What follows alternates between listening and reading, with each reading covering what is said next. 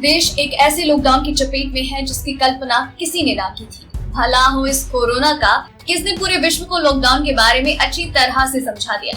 बच्चा बच्चा अब लॉकडाउन को जानता है। अब बात करते हैं समय सीमा की। एक व्यक्ति का दूसरे व्यक्ति से बिल्कुल भी संपर्क ना हो, इसलिए लॉकडाउन का प्रथम चरण लागू किया गया। संक्रमण की रफ्तार तो कम हुई नहीं, इसका सिर्फ अनुमान ही लगाया जा सकता है। सही स्थिति की जानकारी टेस्ट और सिर्फ टेस्ट से ही हुई या आगे होगी, ये तो अकाट्य सत्य है। दिशा स्पष्ट है। देश अब चौथे चरण में प्रवेश करने वाला है। आगामी 18 मई से इसके नियम लागू होंगे।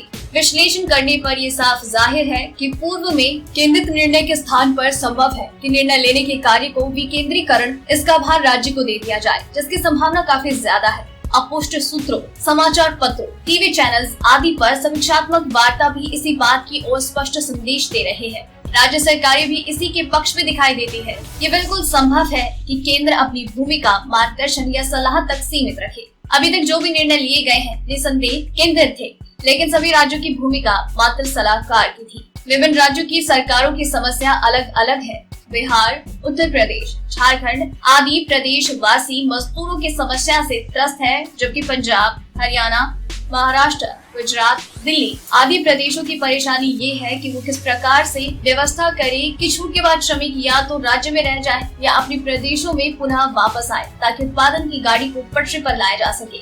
महाराष्ट्र, दिल्ली, गुजरात और राजस्थान जैसे राज्य प्रवासी श्रमिकों को उचित सहायता प्रदान करने में विफल प्रतीत हुए हैं, ऐसा माना जाता है। ऐसे में पूर्ण आश्वस्त हुए बिना प्रवासी श्रमिक वापस लौटने वाले नहीं है, ये पूर्ण सत्य है। जो श्रमिक पैदल ही 1000-1500 किलोमीटर चलकर अपने घर पहुंचे हैं, वो आसानी से लौटने के लिए तैयार नहीं होंगे। वर्तमान स्थिति इंगित करती है कि लॉकडाउन जारी रहेगा, लेकिन इसकी समय सीमा का निर्धारण स्थिति प्रज्ञ होगा।